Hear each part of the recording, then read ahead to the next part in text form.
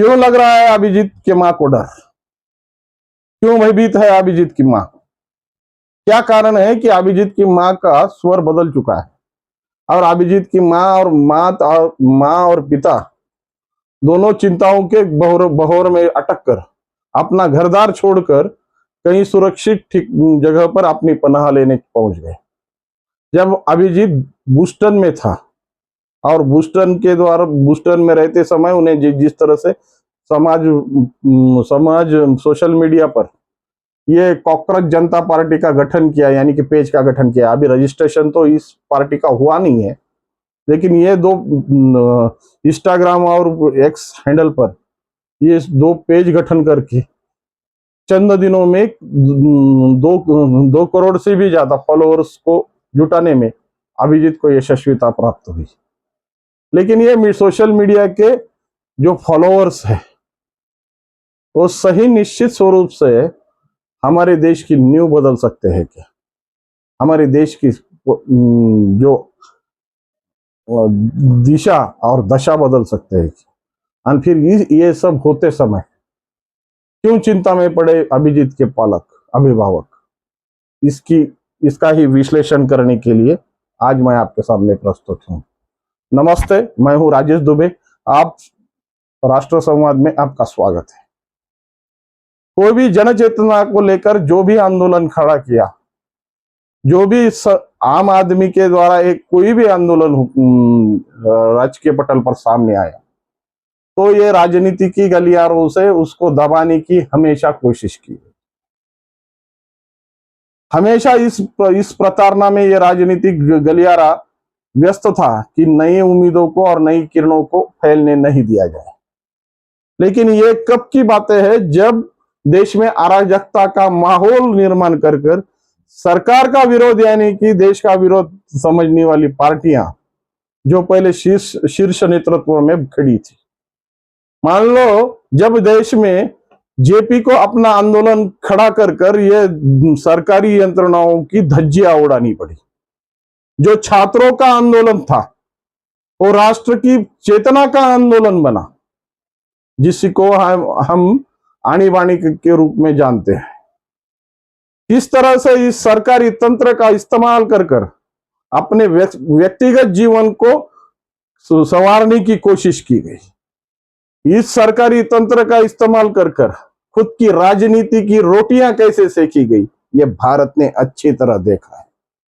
उसके बाद जब पंतप्रधान इंदिरा जी की हत्या हुई, उसी भी समय इस तरह ही इस सरकारी यंत्रणाओं का इस्तेमाल कर जिस तरह से अराजक परिस्थितियों को देखा गया, बनाया गया और आम आदमी के मन में ये सरकारी यंत्रणाओं का जो डर बिठाया गया, इस डर के कारण आज भी उस समय में जितने बालक युवा थे या बच्चे थे, आज जितने भी उस समय ये अभिभावक बाल्य रूप में थे या अपनी जीवन को युवावस्था में जी रहे थे, आज उनके मन में ये दहशत बैठी हुई है।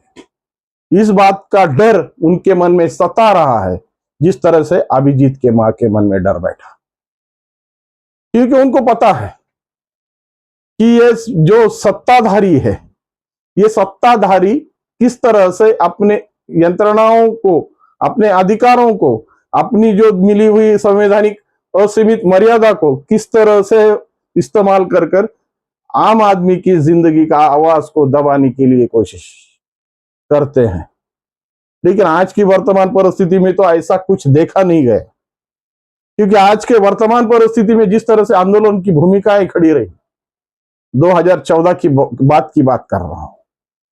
जैसे पाटीदार आंदोलन जो सब में बड़ा आंदोलन कर गुजरात से उभरा, महाराष्ट्र में मराठा आंदोलन जो आज भी महाराष्ट्र शासन के नाक गले की हड्डी बन चुकी है, आज भी इस आंदोलन ने महाराष्ट्र सरकार का दम निकाल दिया है। और फिर भी सही मायनों में आज भी ये जिस तरह से वामपंथियों का जो बूम चिल्लाना है, वामपंथी जिस तरह से छाती पीट रहे हैं, सही मायने में देखा जाए तो इंदिरा जी के सरकार में या राजीव जी के सरकार में या पंडित जवाहरलाल जी के सरकार में जिस तरह तरीके से सरकारी यंत्रणाओं का गलत इस्तेमाल कर आम आदमी की जिंदगी को दुश्वार किया गया, इसी का उत्तर किसी के पास नहीं। केवल जब यह बहस छिड़ती है, इस बातों को उठाया जाता है, इस बातों को चर्चित किया जाता है, तब इस बातों को अराजक तत्व की तरफ लेकर या बहस का बखेड़ा बनाकर इस बात से अपने पल्ले झाड़ने की कोशिश की जाती है। वास्तव में यह बात कोई स्वीकारने के लिए तैयार नहीं है कि इस समय सरकारी यंत्रणों का गलत इस्तेमाल किया गया। देश के संविधान ने दी हुए अधिकारों का इस्तेमाल गलत तरीके से कर अपनी राजनीतिक रोटियां सेकी गई और ये आदत आगे चलकर हर राजनेता में पोषित हुई। वो चाहे सांसद हो, विधायक हो, पार्षद हो या कोई स्थानिक स्वराज्य संस्था का निकाय का कोई सदस्य हो, हर व्यक्ति को लगता है अपनी राजनीतिक रोटियां सेकने के लिए उसकी राजनीतिक रोटियां उसके परंपरागत स्थिति में चलती रहे, उसके ही वारिस आने वाली स्थिति का नेतृत्व करें। इसी को ही विरासत की राजनीति के रूप में मोदी जी ने संबोधित किया, इसकी संज्ञा दी, लेकिन इसको समझने वाला कौन है? आज सही मायने में अभिजीत ने अगर उस समय के परिस्थिति में अगर ये आंदोलन खड़ा किया होता, शायद पुणे के प्रेस कॉन्फ्रेंस में इसकी चर्चा भी हुई, लेकिन उसको आम वामपंथियों ने किस तरह से उसको पल्ला झटकने के लिए क्या बातों का बतंगड़ बनाया। शायद उस प्रवक्ता ने बताते समय आनी बानी के टाइम में मैं 6 साल का एक बालक था। अरे पता है तू 6 साल का बालक है, क्योंकि आनी बानी के पीरियड में तू 6 साल का बालक है, इसीलिए आज तू 50 या 55 साल की युवा अवस्था में या युवा अवस्था में जो राहुल गांधी जी रहे हैं उस अवस्था में सार्वजनिक जीवन में काम कर रहे हैं। वास्तव में उस समय अगर इस तरह की आवाज उठी होती तो शायद ये आवाज गलियारों तक ही पहुंच नहीं पाई होती, शायद बोस्टन के बाहर भी निकली नहीं होती। लेकिन आज जिस तरह से सोशल मीडिया का जमाना है, जिस तरह से आज हर एक आदमी के हाथ में जिस तरह से मोबाइल यंत्रणा खड़ी हुई है और हर आदमी एक जागृत रूप से है, शायद उस समय भी अगर किसी ने इस तरह का संगठन बनाया होता, शायद मुझे लगता है जब स्वामी विवेकानंद जी इस राष्ट्र के निर्माण के हेतु इस कुल आबादी की बोले तो कुल युवा आबादी के 4% लोगों को इस राष्ट्र के कार्य को जोड़ना चाहते थे, लेकिन उस विवेकानंद जी जो आज युवाओं की प्रेरणा है, उन विवेकानंद जी का सपना आज भी साकार होते हुए दिख नहीं रहा है।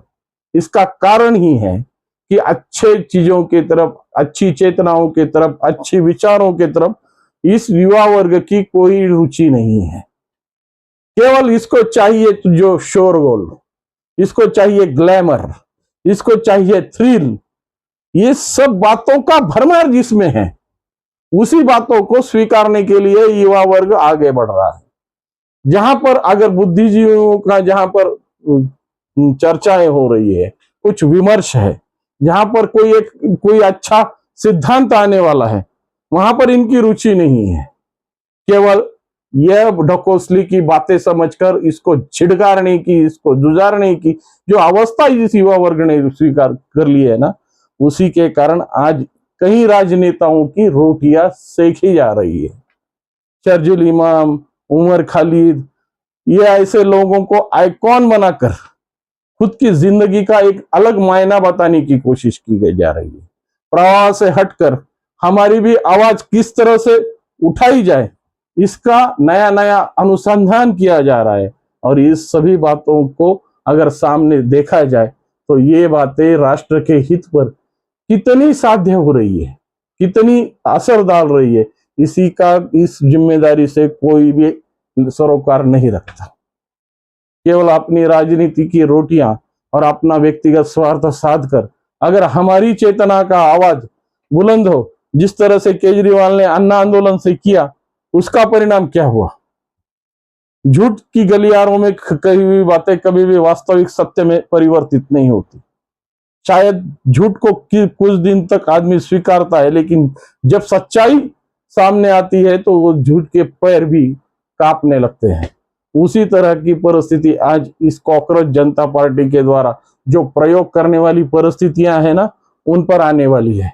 भले ही सामने अभिजीत दीपके के कंधों पर बंदूक रखकर सरकार की तरफ फायर करने की इनकी कोशिश जिस तरह से मुंह पे गिरने वाली है, और इस युवाओं के द्वारा ये बातों को जिस तरह से ये होने वाला है, नीचे की पायदान पे ले जाए जाने वाला है, उसके लिए खुद अभिजीत दीपके और उसके पीछे जो स्लीपर पार्टनर्स छुपे हैं ना, उनका ये उत्तरदायित्व होगा। और आने वाले पीढ़ियों में इस तरह से परजीवी फिर से देश की नींव खोखली करने के लिए एक नया तंत्र ढूंढने की कोशिश करेंगे। ये मात्र वास्तव में सत्य है क्या? इसका अगर परिमाण आपके मन में कुछ छुपा है तो निश्चित कमेंट के माध्यम से समझाइए। और आपको वीडियो अच्छा लगा होगा तो लाइक, शेयर और सब्सक्राइब करके हमारा मनोबल बढ़ाइए। नमस्कार।